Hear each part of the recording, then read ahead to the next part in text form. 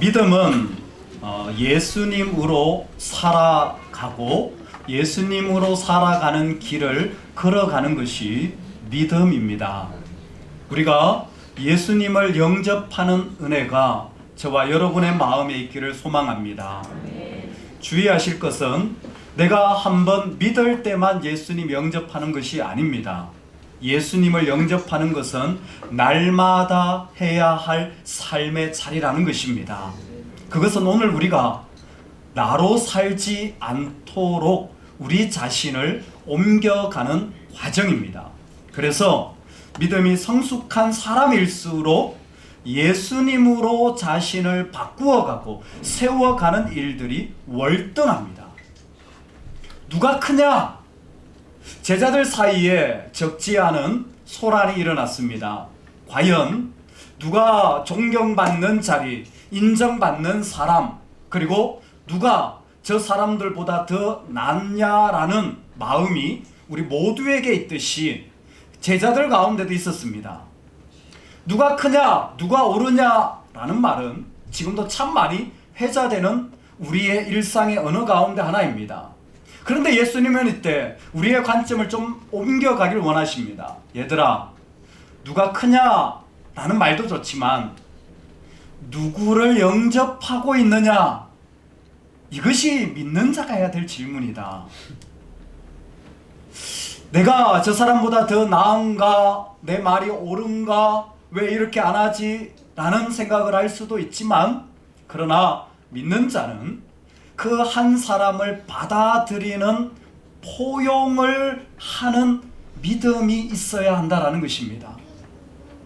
믿음이 있다라는 건 그러므로 지금 내가 조금 더 좀 더 많이 받아들이고 안아주고 포용할 수 있게 되었다라는 것입니다. 예외가 없이 말입니다. 누구부터? 가장 가까이 있는 사람부터. 여러분의 남편을 불쌍히 여기시며 충분히 포용해 주시기를 주의 이름으로 축원합니다.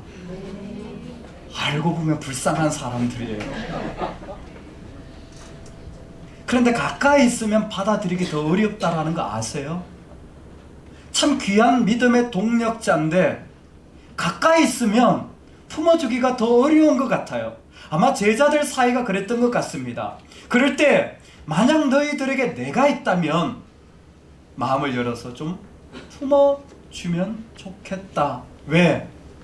신앙이 어릴수록 내가 커요, 내 말이 맞아요 라고 말하지만 신앙이 자라갈수록 나를 내려놓고 그 한 사람을 품어주는 일에 멈추지 않는 것입니다. 며칠 전 식탁에 가족이 앉아서 밥을 먹는데 실제로 일어났던 실화입니다. 6살 딸이 자기를 뽐내면서, 우리는 주로 이렇게 자기 자랑을 하면서 밥을 먹습니다. 그러는 겁니다. 세상에서 제일 이쁜 사람은 전이수. 우와 예쁘다. 우리 또 박수 쳐줍니다. 할렐루야. 여러분 이 정도 센스는 있으셔야 됩니다. 그랬더니 그 6살짜리가 11살짜리 오빠를 보면서 우리 오빠는 세상에서 제일 멋진 오빠야. 우와. 그러면서 또 6살짜리 딸이 또 얘기합니다. 우리 아빠는 세상에서 제일 잘생긴 아빠야. 할렐루야. 한 분이 남았습니다. 엄마를 소개합니다. 우리 엄마는 결혼을 잘한 분이야. 이게 정말 그렇게 얘기를 한 거예요. 제 아내가 설거지 하다가 뭐? 제가 얼마나 기쁘고 감사했던지. 네가 드디어 알아주는구나. 여러분은 지금 대단히 신앙적으로 어린 남편을 보고 계신 겁니다. 그래, 나 같은 사람 만나서 그래 내가 이 정도는 돼야지. 신앙이 어리다는 거. 신앙이 자랄수록 내가 아니라 품어주는 게 커지는 거예요. 이게 잘 안 되는 거예요. 이게 쉽지 않았던 것 같습니다. 왜요? 중심이 바뀌어져야 합니다. 우리의 중심이 옮겨져야 합니다. 우리 저를 따라서 믿음으로 선포해 보겠습니다. 예수님의 이름이 세워지는 게 제일 소중합니다. 여러분, 우리 믿음이 우리 가운데 들어와서 우리 삶의 자리에 들어올 때에 나를 통하여 예수님의 이름이 세워지는 게 가장 소중한 것으로 보여지는 은혜가 있기를 소망합니다. 아멘. 아멘. 어린아이 하나를 영접해 봐라. 그렇게 쓸모없고 어린아이 같은 순수함이 아니에요. 가장 군사력으로도 쓸 수 없고 노동력으로 일하는 데도 쓸 수 없는 쓸모없는 한 사람을 너희들이 영접하는 마음이 있니? 별로 마음에 안 드는 사람을 맞아들여야 할 마음이 있니? 별로 네가 탐탁지 않게 여기는 별로 있으나 마나 나는 별로 그 사람하고 이투고 싶지 않아 그런 사람을 품어주는 마음이 너에게 있니? 쉽지 않은 거예요. 왜요? 중심이 안 바뀐 거예요. 중심이 여전히 자기 중심에 있었던 것입니다. 그래서 제자들이 이렇게 얘기해요. 예수님, 제가 보니까요 예수님의 이름으로 귀신을 쫓아내는데 그래서 제가 그 사람 우리 따라오는 거 그 귀신 쫓아내는 거 그거 금했습니다. 왜? 우리를 따라오는 우리 무리가 아니니까요. 예수님 말씀하십니다. 무슨 이야기니? 그가 주님의 이름으로 귀신을 쫓아낸다면 우리와 함께 있든 함께 있지 않든 괜찮은 거야. 내 달란트이든 내 은사가 아니든 내 말이 존중받든 존중받지 못하든 내가 거기에서 인정받든 인정받지 못하든 그곳에서 예수님의 이름이 세워지기만 하면 괜찮은 거야. 여러분 아멘 되십니까? 제자들은 정확하게 이 반대를 얘기합니다. 우리가 보고 우리와 함께 따르지 아니하므로 나는 그 사람하고 생각이 다릅니다. 어떻게 그렇게 해? 우리와 함께 따르지 않으므로 그들은 우리라는 표현을 썼지 예수님과 함께 따르지 아니하므로라는 마음을 품지를 못했던 것 같습니다. 그러니 품기가 누군가를 포용하기가 어려운 거예요. 이 땅에 어떤 삶을 살아가든지 어떤 일을 하든지 주님의 이름이 세워진다면 그것으로 기뻐할 수 있는 사람 저와 여러분입니다. 예수님의 이름이 높아진다면 우린 그것을 박수하며 감사할 수 있는 사람으로 부름을 받았던 거예요. 키르기즈스탄에 선교사로 파송되신 문혜경 선교사님이 간증을 하셨는데 목회자들은 한 텀이 7년인데 선교사님들은 4년입니다. 선교지가 훨씬 더 팍팍하지 않습니까? 그래서 한 텀 4년의 선교 사역을 마치고 고국에 돌아와서 어떤 사역을 하셨습니까? 그랬더니 제가요 좋은 교육도 받고 그리고 선교사로 훈련도 받고 이런저런 사역을 하리라 준비해서 선교지에 갔는데 본인이 아줌마라 그런지 여성이라 그런지 아니면 현지가 그래서 그런지 4년 동안 밥만 했다라는 겁니다. 밥하는 사역을 아침 먹으면 점심하고 점심 먹으면 저녁하고 주말이면 또 손님 대접을 계속 4년 동안 밥만 했다라는 거예요. 4년 사역을 마치고 한 텀이 끝났어요. 두 번째 텀에 다시 들어갔습니다. 무슨 사역을 하셨을까요? 또 밥하는 사역을 했습니다. 이번에는 밥할 일이 더 많아진 거예요. 손님도 더 많아지고 해야 할 일도 날도 덥고 환경도 좋지 않은데 하루 종일 밥만 하니까 내가 이러려고 선교사 됐나? 내가 여기 왜 있지? 이런 생각이 들 수도 있잖아요. 근데 그분이 하는 고백이 선교사가 선교하는 것이 아니라 선교적 삶이 선교입니다. 선교적 삶은 키르기즈스탄에서도 살 수 있고 한국에서 살 수도 있고 교회에서도 할 수 있고 직장에서도 할 수 있습니다. 선교적 삶이 무엇입니까? 내가 어떤 역할을 하든 무슨 일을 하든 예수님의 이름만 드러난다면 괜찮습니다. 내가 어떤 모습으로 있든지 간에 예수님만 드러난다면 나는 괜찮습니다.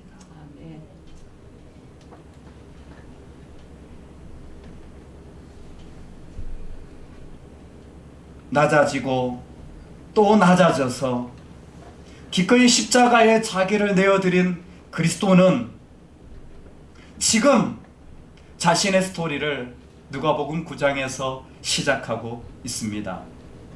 사실 이 이야기는 20장까지 이어지는 누가복음만의 독특한 분야입니다.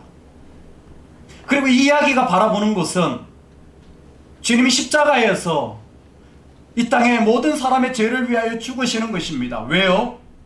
그분은 하나님의 영광이 드러날 수만 있다면 지금 반역과 배척과 비난이 난무한 예루살렘이라 할지라도 기꺼이 거리로 들어가시며 침뱉음을 당해도 찔림을 당해도 그 십자가의 자리에 자신을 또 내어드리고 또 내어드려 하나님이 이 땅을 얼마나 사랑하시는지 보여주고 싶으신 것입니다. 그래서 믿는 자는 그 예수님을 따라 자신이 낮아져도 주님이 드러날 수만 있다면 그것을 영광으로 아는 것입니다.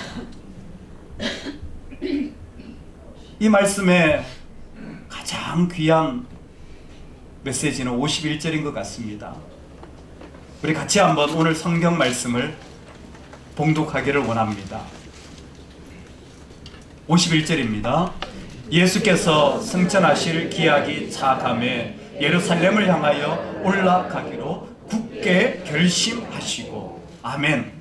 예수께서 승천하실 기약이 차감해 부활한 이후에 하늘로 올라가신 스토리는 바로 9장에서 시작되어서 지금 막 출발해서 20장까지 스토리를 마치고 십자가에 죽으신다면 일어날 그때를 바라보시며 예수께서 승천하실 기약이 차감해 예루살렘을 향하여 올라가기로 굳게 결심하시고. 지금 예수님은 하나님의 부르심과 두드림과 때가 자기 안에 차가고 있다는 것을 보고 있으십니다. 마치 배가 화물과 사람들이 다 차면 곧 출항합니다. 빵빵 울리듯이 자기 인생의 때에 하나님이 나에게 내 중심이 옮겨가야 되는 것을 말씀하시는구나. 할렐루야. 지금 하나님이 나에게 말씀하시는구나. 내가 내 마음과 삶을 옮겨가야 될 때구나. 믿음의 삶을 찬양과 말씀 속에 우리는 느끼지 않습니까? 지금 그때인 거예요. 예수님이 때가 차가는 것을 보고 계신 것입니다. 이것을 지상사역의 때의 시작이라고 말합니다. 똑같은 말이 사도행전 2장에 오순절 성령 다락방에 그 성령이 임할 때 때가 찹니다. 그때는 교회 시대가 시작되는 거예요. 하나님의 새로운 시대를 시작할 때 때가 차가는 그때에 예수님이 뭐하고 계시냐면 예루살렘을 향하여 얼굴을 드시는 겁니다. 예루살렘을 향하여 자신의 고개를 드시는 겁니다. 타락하고 배역한 예루살렘이라도 그곳을 향하여 그분은 올라가시기로 굳게 결심하셨다 그랬어요. 여러분, 이와 같은 예수님의 심정을 오래전에 이사야 선지자가 설명해 놓은 메시지가 있습니다. 제가 한번 읽어 드릴 테니 들어보시겠습니까? 주 여호와께서 나의 귀를 여셨으므로 내가 거역하지도 아니하며 뒤로 물러가지도 아니하며 나를 때리는 자들에게 내 등을 맡기며 나의 수염을 뽑는 자들에게 나의 뺨을 맡기며 모욕과 침뱉음을 당하여도 내 얼굴을 가리지 아니하였느니라.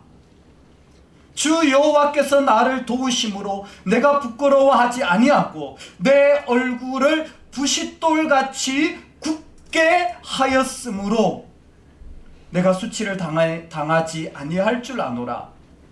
나를 의롭다 하시는 이가 가까이 계시니 나와 다툴 자 누구냐? 나와 함께 설지어다. 나의 대적이 누구냐? 내게 가까이 나올지니라.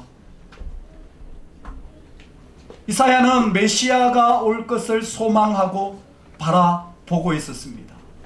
이사야는 바로 그 메시아를 통하여 이 땅에 굳게 입을 다물고 이를 닫고 십자가와 부활의 자신의 시선을 고증시키며 그곳으로 걸어나가려는 한 분을 바라보고 있었던 것입니다.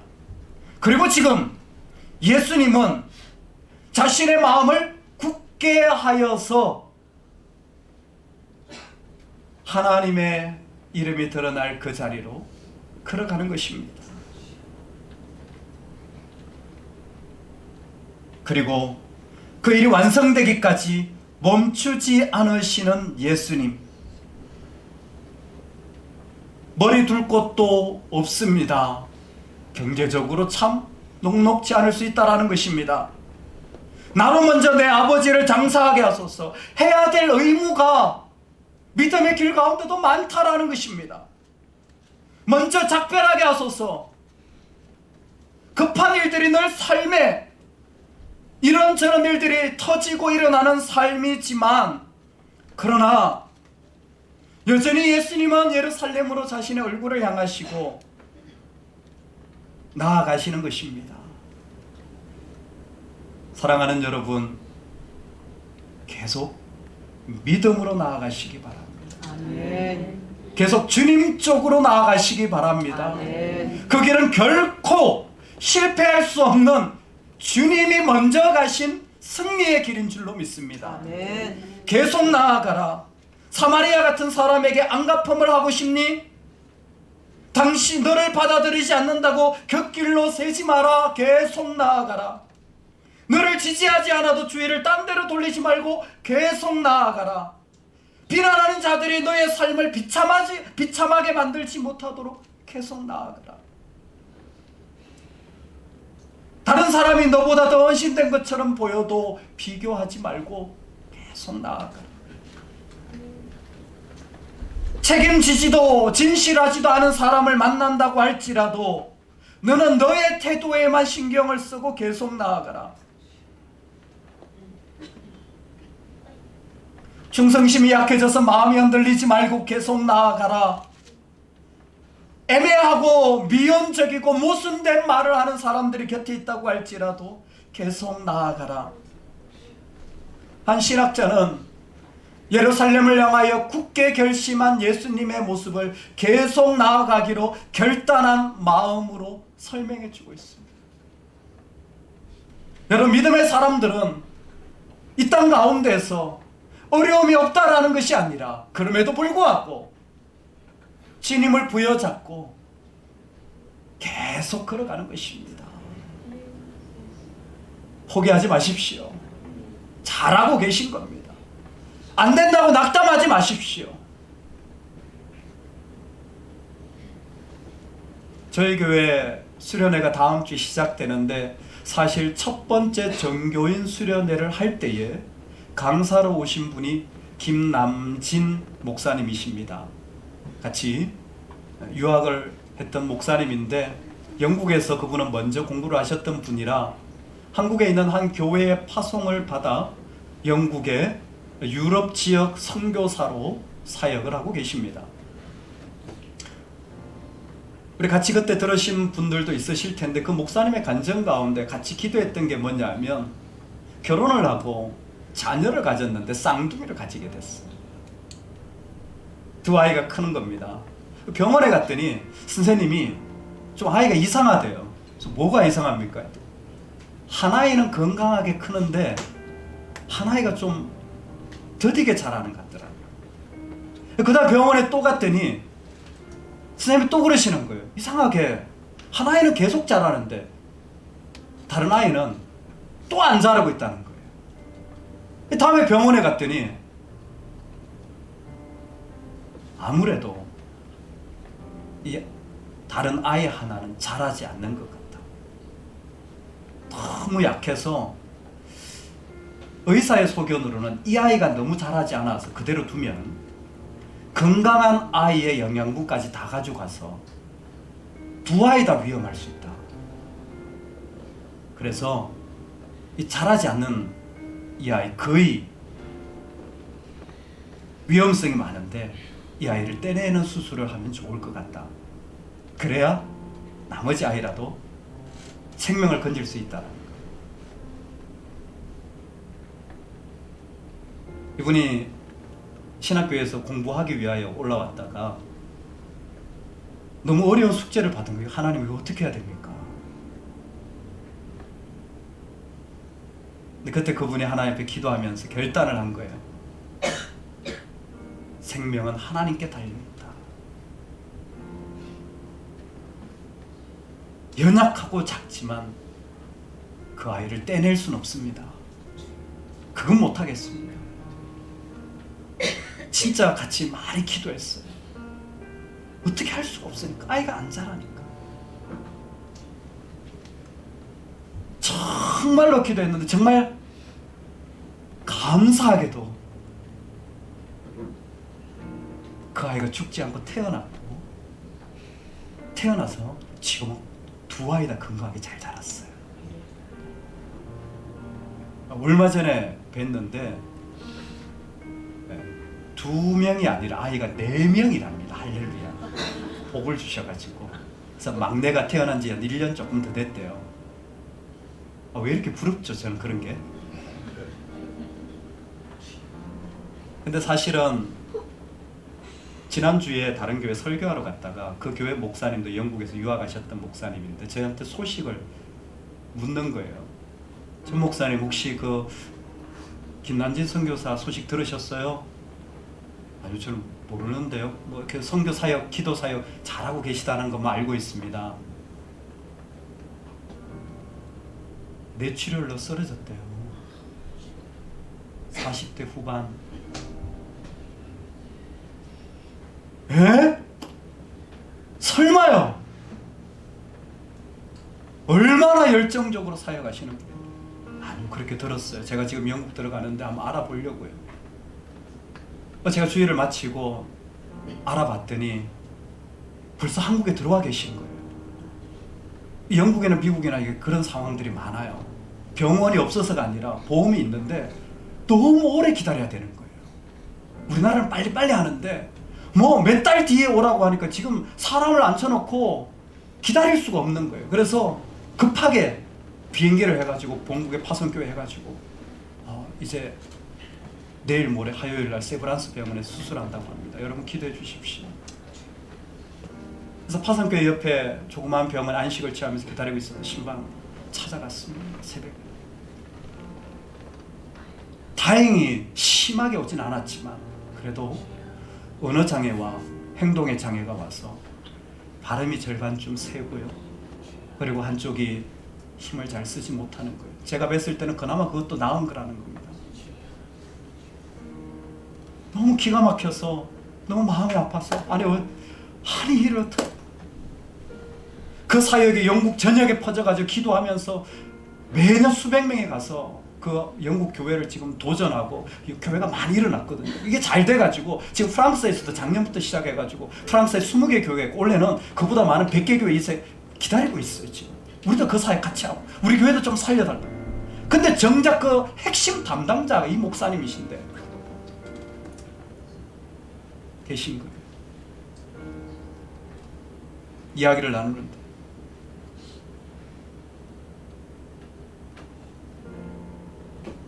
제가 농담 삼아 이렇게 아프신데 또 가시려고요? 또 사역하러 가려고요? 그때 선교사님이 한쪽이 다쳐져 있는데 그러시는 거예요. 당연하죠. 가야죠. 당연하죠. 가야죠. 쉬었다 나아지기만 하면 또 가야죠. 하나님 앞에 살아가는 우리의 삶의 자리, 9장에서 시작된 스토리가 19장에서 끝이 납니다. 19장에 끝이 나면서 나오는 이야기가 뭔 줄 아세요? 바로 이 이야기입니다. 얘들아, 가서 저 나귀를 데려와라. 아니, 나귀 주인이 뭐라고 그 어떻게 그냥 가져옵니까? 한마디만 하면 돼. 뭐라고요? 주가 쓰시겠다. 놀랍게도 이 여행에 예수님이 굳게 결단을 하고 예수님을 따르기로 했던 자들의 그 걸음이 계속 걸어갔더니 그 마지막에 그들도 모르는 사이에 마음에 깊이 부어진 게 있는데, 예수님의 이름이 중요해요 하면서 살아갔던 삶에 정교하게 기름 부어진 마음 하나의 결론이 무엇이냐면, 십자가 전에 아멘. 주님이 쓰시겠다면 드리겠습니다. 아멘. 주님이 쓰시겠다면 내어드리겠습니다. 그 마음인 거예요. 여러분, 이 마음이 어떻게 가능한 줄 아세요? 그것은 우리의 믿음이 좋거나 우리의 환경이 잘 되었기 때문이 아닙니다. 하나님이 우리를 아시기 때문입니다. 아멘. 하나님이 우리를 사랑하고 계시기 때문입니다. 하나님이 우리를 용서하고 계시기 때문입니다. 하나님이 우리를 받아주고 계시기 때문입니다. 내가 수고하고 내가 애쓰고 내가 이만큼 한 것 같지만 그게 아니라는 겁니다. 예수님 분명히 알았어요. 하나님이 내가 십자가에 있더라도 나를 버리지 않으시고 기꺼이 나를 안아주실 것을 예수님은 알고 계셨기에 이 스토리의 마지막을 하나님이 쓰려고 하는 그 마음을 우리 가운데 부어주신 것입니다. 아멘. 그 이야기를 갈라디아서는 이렇게 얘기합니다. 이제는 너희가 하나님을 알 뿐 아니라 더욱이 하나님이 아신 바 되었거늘. 하나님이 저와 여러분을 알고 계십니다. He knows me. He knows us. 그분이 우리를 알고 계세요. 나는 잘 모르는데, 나는 어떻게 되어질지 잘 이해할 수 없는데, 그런데 성경의 메시지는 무엇이냐면 하나님이 우리를 알고 계신다는 겁니다. 아멘. 예수님의 이름으로 어린아이 하나를 영접한다고 했을 때 예수님의 이름이라는 것은 그 정확한 의미가 예수님을 대신해서입니다. 우리 한 사람이 주님을 믿을 때 주님은 이렇게 생각하는 겁니다. 너는 나를 대신한 거야. 너는 나를 대신해서 그 자리에 있는 거야. 그래, 나를 대신해서 좀 품어줘야 되지 않겠니? 너는 나를 대신해서 좀 안아줘야 되지 않겠니? 너는 나를 대신해서 그 자리에서 미랄이 되어주면 어떻겠니? 말씀하시는 거예요. 우리가 어떻게 주님을 대신합니까? 감히. 그래서 한 신학자는 이렇게 설명했습니다. 예수님의 동기와 우리의 동기가 같아지는 자리다. 하나님이 나를 아시는 그 자리에서 우리를 부여잡으셔서, 하나님은 지금도 내가 보기에 연약하고 사람들이 보기에도 참 쉽지 않은 자리지만 그 모든 것을 내려놓고 주님을 나의 이유로 삼아서 살아가도록 세우셨다는 것입니다. 하나님이 나를 아시고 나를 보실 때 그리스도를 보신다는 것을 알기에, 하나님이 나를 보실 때 나를 아시고 그리고 내 안에 있는 그리스도를 보시기 때문에 여러분이 나를 어떻게 보든, 심지어 내가 어떻게 나를 보는지도 중요하지 않습니다. 바울은 고린도전서 4장에 이 마음을 선포합니다. 주 예수님, 제게 당신은 살아있는 밝은 현실이 되어 주십시오. 허드슨 테일러는 그 믿음의 고백을 평생을 종이에 적어서 살았습니다. 사랑하는 여러분, 우리의 삶도 하나님을 향해 얼굴을 돌려서 살아간다면, 그래서 그 길을 계속해서 걸어 나간다면 하나님이 당신의 미소와 우리를 아시는 마음으로 반드시 인도해 가실 것입니다. 그러니 이제는 내가 아니라 주님으로 좀 안아주고 품어줄 수 있으면 좋겠습니다. 내 삶 가운데 내 어려움과 내 아픔이 어떻게 되나 보다 예수님의 이름이 어떻게 세워지는지를 조금 더 마음을 열어보면 좋겠습니다.